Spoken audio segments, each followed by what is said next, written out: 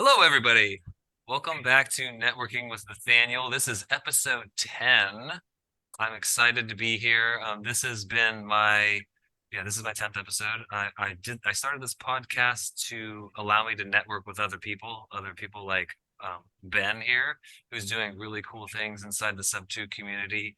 Um, it's mainly for my own selfish purposes. I want to find cool people to work with and people that are doing cool things, but as well as promote these other people that are out there doing cool things and see how they can provide value to you and how you might be able to provide value to them. Today, it's Ben. Okay, you got to say your last name, Ben. It's Ilciuc. Ilciuc. See, It's I was so close. Man, I know. everyone else has their last name that makes sense, and mine's just difficult. Oh no, you see mine. Mine's a toughie. Yours is tough too. Yeah, I've got a lot of stuff. Ben's a father of four, happily married, and he's been doing I've known you for a little over a year now, probably. We even met outside of Sub 2 and then found out that we were both in Sub 2. You've been Well, doing like oh yeah. do you remember how we met? I think I met because I was calling on your dad's property. Your VA called Yeah. on the 20 acres we bought. We're building two houses. So this is my house here that I'm sitting in right now. We're almost done. My dad's. And then I talked to the VA and I'm like, just put me in touch with your boss. And the VA wouldn't want to. Yeah. And I pretended like I was interested in selling. You called and I just told you it was just strictly to meet who the other wholesalers were in this market because I just moved here. So that's how we met. Yeah, so tell me, I know a little bit of your back history, Ben, but tell me about that. Like, you're from Chicago? Originally from Romania, but moved to Chicago pretty much when I was 7. And then I had to go to college because classic immigrant story, first kid to ever go to college. That's the way to succeed. I did it. And then I started working and I never liked it. So then finally, like 3.5 years in, I just said, forget it, I'm out. And I went into real estate. But before quitting, I did buy a duplex um, just on accident, really. Before even knowing what a house hack is, before even knowing what any of that, no bigger pockets. I didn't know about any of that. And then my accountant finally said, "Hey, you should check out Bigger Pockets. This is seems like you like real estate, and this is a really good podcast." And then that just kind of spiraled, and I started adding, but never really aggressively. I did a flip here and there. I bought some more rentals, um, and never really had. It was never really a full-time thing. Hmm. And then I moved here. I had a little stint in Hawaii, which was amazing, and I wish it lasted longer, but it didn't. Um, and when I was in Hawaii, I bought more property since I had a high salary over there. Okay. And now we ended up when we moved back from Hawaii, we said we have to get near the ocean again somehow. So I wanted ocean and I wanted acreage. So we settled in the Carolinas, and here I am building our dream forever house, I guess is what we were kind of calling it, but it's a 20-acre farm. We have animals. We're going to add more animals. And I built my house, and then 100 feet away, my parents built their house so that we can have a multi-generational kind of household. Like I grew up with my grandparents raising me in Romania, and I have fond memories. So I want my kids to experience that. Hmm. And it does help us as parents out too. We have babysitters right there. Yeah, exactly. I mean, they say it takes a village, and now that I've had kids of my own, I realize that yeah, I mean, it takes a village for many reasons besides just physically watching them all the time. Like Yeah. everybody has their own style of parenting and raising people and stuff. Like it really just makes a well-rounded person when you have them there. So the plan for the how let's say how long have you been working on this house right It'll be a year at the end of this month. Well, yeah, I moved here a year ago at the end of this month. now? Okay. So almost a year now. Yeah. Because I think when you and I first met, you were going back and forth, I believe. I think so, possibly. Yeah, okay. And Yeah. how long do you project you have left here on the No, I was supposed to be done in 2 weeks at the end of the month, but my cabinets got a little delayed. Hmm. So I'm waiting on the cabinets. They will be done this week. They're getting picked up. They're getting picked up next week. So I have another month. On November 12th, I have to be moved in. So we got the floor is gonna get finished while I'm gone next week. Cabinets installed, tiles are getting done. I'm working on the back porch right now. I literally just stopped to take this call, but I'm working on the back porch right now. A month left. Yeah. And I know that you're very handy and you've been doing a lot of the work yourself. Are you doing all of it, or do you have a crew that you're working No, I did almost everything. That's why it's taking so long. with? But it's so big that just me working on everything alone will be over $500,000 of cash in this house. If I subbed it out, it would have gotten maybe surpassed 1 million. Yeah. So that's one of the main reasons why I did it. I just went really, really high end and really big. So I had to do it, but I am so ready for it to be over. And for if I do end up going into new construction, which is kind of what I'm leaning into, I'm not going to be doing much myself on it. Yeah. Well, this is your personal home, and that's That's the other problem. I'm just so picky, you yeah. know. It makes it. You're not looking at it as an investment, right? You're looking at it as Yep. like, this is what I want to do, and now you can tell your kids like, hey, I did that. Like, this is my house. I built Oh, this. shoot. My kids are here with me. I mean, I sent them out. I sent them to grandma's house because I'm on this call, but they're here with me, putting nails and cleaning up and Okay. whatnot. You know, if OSHA or anybody were to come here, they would not be very happy. Yeah. This is I'm not work. saying anything. I'll hold off releasing this video until you're all done. Yeah. No. So so you They have don't a month-ish, we'll just call it a month left, and then we've talked a little bit offline what your ideas are to do after that, and you just mentioned new builds. What's that going to look like for I have I have a few options and I don't want to spread myself thin. What I have going on now that I still have to continue, I have a portfolio of 9 units. 3 of them are Airbnbs and then the rest are just long-term rentals. you? They're all in Chicago and I plan to keep them. I don't plan to sell. I think I will continue buying in Chicago and continue even possibly flipping and wholesaling in Chicago. Mm. I want to see how the market is here. If I like the spreads that I see here, and if I do, then I'll start doing stuff here too. Obviously, it works. I mean, you're doing it. I know plenty of people that are making money here. So I'll probably have to go into both markets and continue staying in both. It seems that everyone in my community at church, they all do new construction. So it's the lowest hanging fruit. They gave me plenty of help on this house and they would be able to help me get started. The only issue that I'm having is that everyone in my church is in North Carolina. North Carolina is very easy to get your GC license. South Carolina is very difficult. You have to work for somebody for 2 years. So I'm still logistically working through that. But building the wholesaling business, I have to do because not only for making money for myself, but even to acquire more properties. It's the way I got my portfolio, I don't think is possible anymore. The interest rates don't make it favorable. I just bought everything off the MLS for the most part. And that's just not, I don't think that's an option anymore. Yeah. Well, I would imagine too, you've got 9 units already. You're closing in on the most that number that you can have for That just too. like conventional meat. Yeah. And there's still the wife, Well, but yeah. that's true. Yeah, you can double up. But yes, you're right. So there's that option. Then I have the radon business in Chicago that I still am running. Maybe started here. I haven't decided on what I'm gonna do. For sure, wholesaling will be part of it. But I also like doing more than just one thing. Yeah, it sounds like it. I mean, it sounds like you have a lot of pieces in place already in Chicago, which makes it difficult to leave, right? Yeah, I mean, I understand the markets. Yeah. It's just so much easier in Chicago to you go into a neighborhood and you see this house that the wholesaler wants, 80K for, and the house next door sold for 400,000. Well, it's very easy to know what your budget rehab should be and what your ARV is going to be.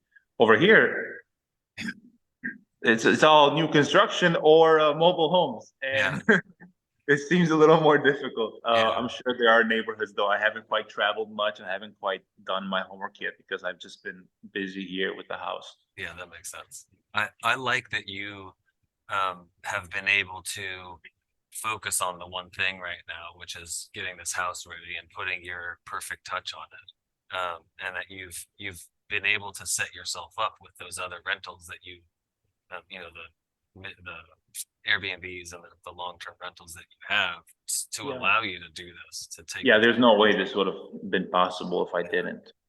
What's And even great business. We haven't really talked about that, the radon business. Like, what's your role? Is it, are you just owner now and it's kind of running yourself? You do you know what radon is? Yeah, no. I mean, Most people don't even know. I don't want to oversell myself. I know the word. Yeah. So, so to begin with, radon is it's not even that big here in South Carolina, but in the Midwest, Mm, a lot of radon is found. It's found from uranium deposits underground, and all this just slowly rises up and it accumulates in houses. mm, So in the Midwest and in areas with high radon concentrations, when you sell a house, people have the right to test for it. For decades, real estate agents have not been doing anyone a favor, and they've been kind of not really emphasizing the radon, which is why people don't know what it is. But people have become aware of it. They've started testing more. Some legislation's even coming out where it will eventually become mandatory. mm. If you test in Illinois, if you get over a 4.0, you have to mitigate. So my company mitigates. The Okay. issue is that Illinois is heavily regulated, so you have to be a licensed professional to be able to do. You have to be a licensed technician to be able to do the work. My plan, my grand plan, was to put that person in place and then move to South Carolina. My kids started getting older. I started getting more and more sick of Illinois and raising my kids there, and my neighborhood just started getting worse and worse. A lot of gunfire. And I'm just like, man, apartment with 4 kids. You know what? We have this land. Let's just go build it and let's move. So I left, and now I don't have a technician, so I can't legally do any work. Okay. So at the beginning, I flew back and forth. I did some jobs. Lately, I've just been subbing everything out. So I sub it out to companies who are legally allowed to do the work. The profit's a lot lower, but it's still worth keeping. Okay. So So you're now I just sub work out. I just sell it. That's like almost JVing with another company, essentially. Yeah, yeah. I'm actually with the company who trained. I use two companies. One is a company I helped my buddy start, and Okay. another one is the company that helped me start. That trained me. Interesting. You know, it's Yeah, a that's small amazing. world. Well, I don't know how our pieces fit together at the moment. Where exactly are you, by I'm in York, South Carolina, the way? Okay. Yeah, because we close to Charlotte. yeah, we were doing a lot of marketing up in the York, Greenville. It's there's another county right there. Areas. I wonder how you and I can put the pieces together to do some work together in the future. Maybe a flip once I get that GC license, Yeah, if I once you get I don't need you to be a GC. I know you're doing it. good. How if somebody were to want to work with you or vice versa, how do you see that playing out? Man, I really like the Airbnb model. It kind of scratched that creative itch. I got so tired of basic flips. It was always just whatever made the most money, and I got so bored with the finishes. That's why I love this project because I'm putting things that I find interesting and creative. With Airbnbs, it kind of you were allowed to do that. You were incentivized for doing that. So if anybody were to find a house that they wanted to wholesale, that would make a good Airbnb. Or specifically, I'm looking for some land in the mountains if I can, like Asheville area, Okay. and then make a dome Airbnb or something like that. I'd be interested in talking about that. Yeah. Uh, Maybe that's where we're gonna hook up and do something. Maybe. I mean, are you marketing any North Carolina? I'm not, but once so we have started systematizing our flip process, almost kind of like you're describing as being as boring you. Yeah. So that's where we're at right now. And as soon as we get that flushed out, which we're pretty darn close on, we're going to start looking into a mountain like vacation rental, like a true vacation rental. Yeah. So yeah, the Asheville area, just like the Smokies, um, running up the coast here. Like I love that. That's kind of my jam. Yeah, I would love to eventually, and let me just put that out there in case somebody is watching it. I do want to have a something on the coast, an Airbnb on the coast. That's why we moved here to be by the ocean. It's kind of far. It's 3 hours, but it's doable. It's better than Chicago. Yeah, way better. Yeah. Not as good as Hawaii though. No, sure. You could throw a stone to the ocean from away. Yeah, but you're getting tenant calls or whatever business calls at 4 or 3 in the morning. Right. Yeah, that 3 hour. I found when we were in Hawaii last year, which is actually, I think, when we had our first conversation, um, that when I was wholesaling a lot, I liked the 3 hour ahead because I was able to get up at 5 in the morning and make, 5, 6 in the morning and make calls to back here on the East Coast. And it was a 6 hour time difference. So I was getting all my work done before like, 11 o'clock. Before anyone got up. Yeah, and then I was just like, okay, what do we got the rest of the day? Let's do stuff. You know. True. I have some are fun, some are a little bit more putting your thinking cap on questions. Yeah. We talked about them ahead of time. I have a guess at what this one's going to be. What's the most exciting thing you've done lately, I feel like I'm supposed to say building the house. Uh, it's it's exciting, but you know how it is. It's like when you're when you're in the middle of like a hard race, like if you're running a marathon, it's kind of painful when you're going through it, especially near the end. And I'm sure eventually I will look back on this fondly. But right now, I'm just so ready for it to be over. But definitely, this is one of the most exciting things I've done lately. That's what my guess was gonna be. I can kind of see it and hear it when you're talking about it. Like it's brought out like a little passion, a passion in you. It's a Well, another, we didn't, I don't know if we talked about this, but what has been really cool about this, I don't know where it's gonna go, and it might just, who knows what it'll turn into, but my wife has started this Instagram since when we started the build, and she blew it out of the water. I mean, she's at 16 or 18K. I don't know what she's at now. She's at a lot of followers. wow. And we got some sponsorships. We got some cool, like I haven't done it yet, but we got this laundry jet system where the kids section of the house is there, Okay. and laundry is all the way there. So it's a big tube with a vacuum where they open a slot in their bathroom and it sucks it up and brings it to the laundry room. So we got that. We got that sponsorship, and it might grow into something more. I'm going to start doing some YouTube on some of the other more intricate little things, and we'll see how that goes. Okay. So the building it for myself has sparked an idea. Like, why don't I just film? If I filmed everything I ever did in the last 9 years, I I would have a huge social media, and I could probably make a living just doing fun passion projects that I enjoy. Definitely. So this is it. This is your jumping off point here now. Maybe. I'm gonna hold you accountable for that. And maybe that's gonna lead into what this next question is, once it's all said and done, you've left this world then. What do you hope to be remembered for? Um, that question is always changing. There was a time where I was really into mission work, and my wife and I literally thought we were going to become missionaries. Hmm. And then we had kids, and then that kind of got put off. Honestly, at the end of it all, I do want to just be remembered as a good father. Sorry, I keep looking over because my son's playing on the scaffolding. As a good father, and a person who encourages everybody to really follow to find freedom, to not be stuck. I felt stuck when I was in my job, and I hate it. I'm like, man, I'm a father, I'm a man, I have to provide. I grew up around the Eastern European culture, which is like, you don't like your job. Of course you don't. That's normal. Suck it up, be a man, and do it for the rest of your life. And I'm like, no, I understand what you're saying, but I think that I can find joy in what I do, and passion and following it, and still make money.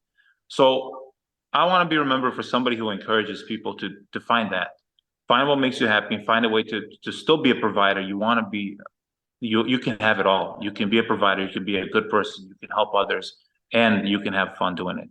Yeah. I love that.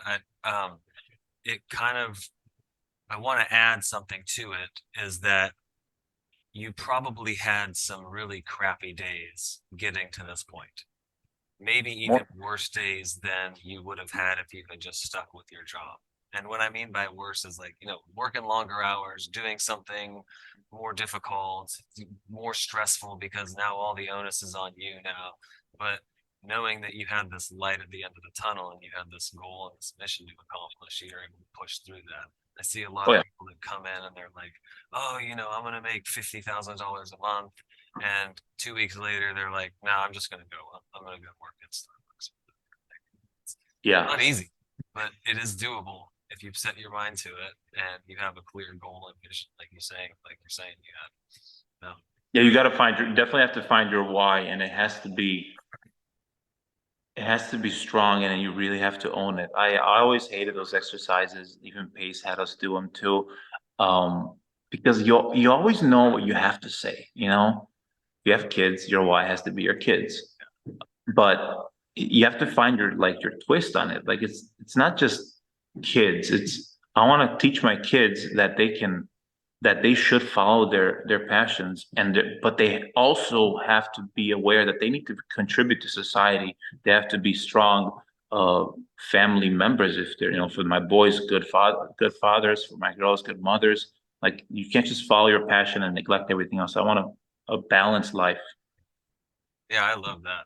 That's what has shifted us from doing the wholesale, just focusing on wholesaling with a flip every now and then to we're almost doing no wholesaling now and focusing on flipping because it has balanced us out completely.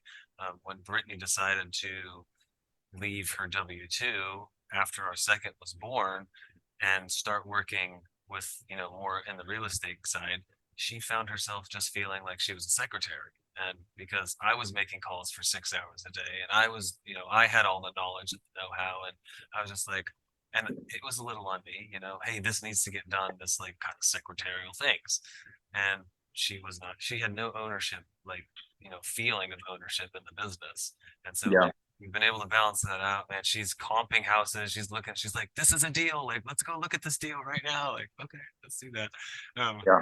yeah, Yeah, I love. you found what she likes. That's what I experienced with my wife when it came to the Airbnb. She was never interested in any of the real estate, but with the Airbnb, with the remodeling on it, heck, this whole house, this is all her design ideas. I'm not, I am so still stuck in that flipper. Like, oh, what makes the most economical sense, and everybody will like, which is I've always been gray walls, and she's like, I don't want a single thing gray in this Yeah, house, you know.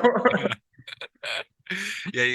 I can see how the Airbnb like kind of plays to the creativity as far as like a design element and kind of a little bit of that like nesting sense that mothers have, like I want to put these cool things in here because this is what I would enjoy, and this little nook over here is going to be for your reading nook and things like that. So I could definitely see that. That's And maybe that's what something. works for Airbnb, honestly. I mean, Yeah, in like the saturated market, you have to have that. something that stands out and pops. Yeah, no gray walls in Airbnbs. You got to have color pops and things Yeah. like that. I'm sure. Yeah.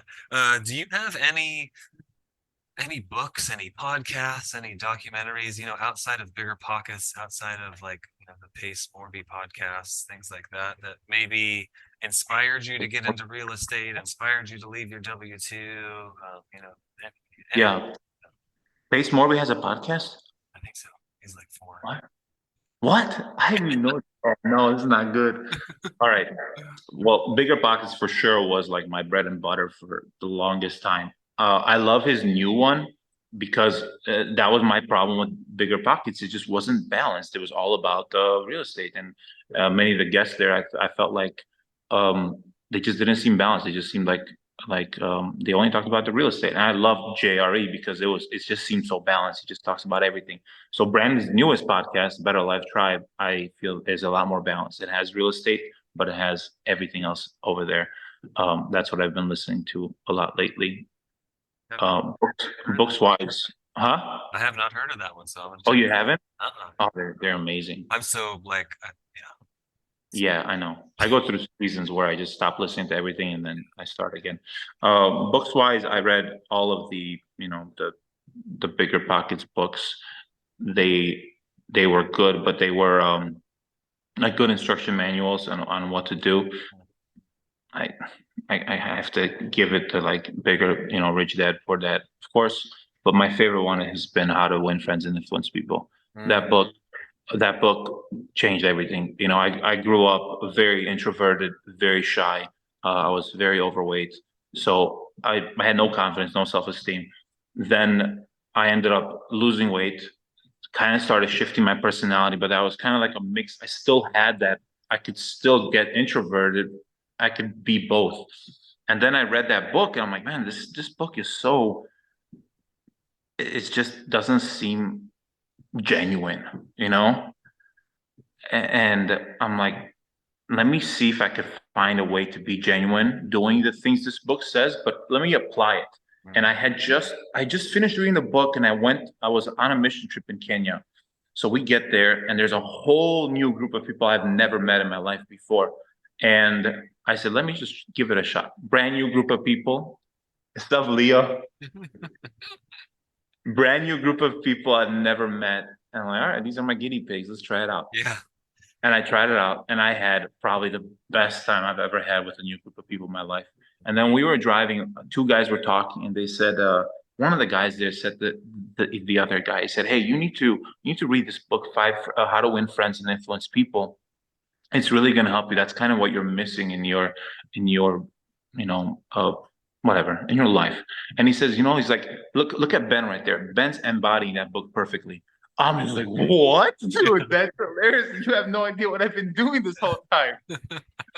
So like that completely like took all doubt out of my mind. That Yeah. is, you really have to make it all the opposite of this podcast of what I'm doing. Like you have to be all about the other person. I should be asking you questions, but this is not the time and No, place this is for that. about you. Yeah. Which come of mine. Yeah. Yeah. Well, I appreciate you being here, man. Is there what's the best way for somebody to get a hold of you? Just to pick your brain, to bring you a deal, anything like that? Invite me fishing or hunting, man. I'm just kidding. But I would totally. How do they My send you an invite? Yeah, my Instagram, Okay. which is just my last name, Ilciuc. Okay. Yeah, I got the Instagram. I'll put a link to that in the description for anybody who wants to be lazy and not have to look up. Oh yeah, because your last name's not there. It's not That's all right. I'll add it in there maybe at the end. cool. Any last parting words, Ben? Man, I just no, I mean, do find what you makes you find your passion, but you can't do it recklessly. Like my I'm still finding my passions, but it's because I have the stability of the rentals of the passive income that I can do this. And we haven't even talked about the trades and the skills that I have that there's no doubt in my mind any moment that I need to make extra money, I can find somebody that will need those skills. Those skills can never be, I mean, not in my lifetime, they're not going to get outsourced. They're not going to be taken over by AI, the electrical, the plumbing, all that stuff. Those robots are not coordinated enough. I don't care what anyone says, it's not happening in my lifetime. Not yet. So that the security of those skills, if you can develop those, if you can, every single person today is doing a podcast, is doing YouTube, is doing social media. But if you can figure out something that is different, if you can get your trade or if you can buy some rentals, then you can really start um, figuring out what your passion is, and you can kind of reach fire, or you can just explore that, and you'll find a lot of fulfillment in it. I mean, I agree with that completely. The reason I'm able to do this right now is because we do have that kind of passive, income from some of the seeds that we've sowed. Right. Yeah. And so I totally agree. Like you got to put, you might have to put in some years of work to start laying those seeds out there, and then you get to start reaping the benefits of all this, all that hard work you've done. Yeah. I appreciate But you, brother. I was gonna say that there's, find the mentors that you connect with. There's for me, there's very few that I actually really connected with well, because many of them seem to be more, I want to say more driven, but they wanted more. Where what I want is balance. You know, once I reach my amount, I'd rather go and help my kids explore what their passions are. Which, like, Leo, what's your passion right now? What do you want to do so badly right now? What do you want to go? Yeah, he wants to go spearfishing. The guy doesn't know how to swim yet, you know. So like, Yes. he's nonstop. Come on, Dad. Come on, let's go fishing. Let's go fishing. And it's like, I want to do more of that. Like, that's not going to make me money. No. And I'm my bad. And I can't like necessarily have employees because of issues with that. You know, like my employee's not going to care that my kid wants to go fishing. So Right. I'm putting the brakes on a lot of things that I want to do to make more businesses, because I want to be more balanced with my kids. And Chad Carson has been the guy that I like connected with. He's from South Carolina too. He wrote some Bigger Pockets books, but I love that he just wrote a book, The Small and Mighty Investor, where he says like you don't need an empire. If you have a few rentals, you could literally you could be set for life. Yeah. You don't have to be just giant Grant Cardone guy. Um, you know, Not everybody, yeah, not everybody wants to be, and not everybody needs to be. And the reality is, most of us really are probably in the same boat that you and I are. That I just want to be comfortable and be able to spend time going and spear fishing with my kid when he says I want to go spear fishing. yeah, Yeah. yeah.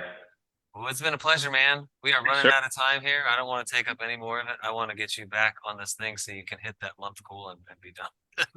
Um, It's Thank been a pleasure, Been brother. a pleasure, brother. Yeah.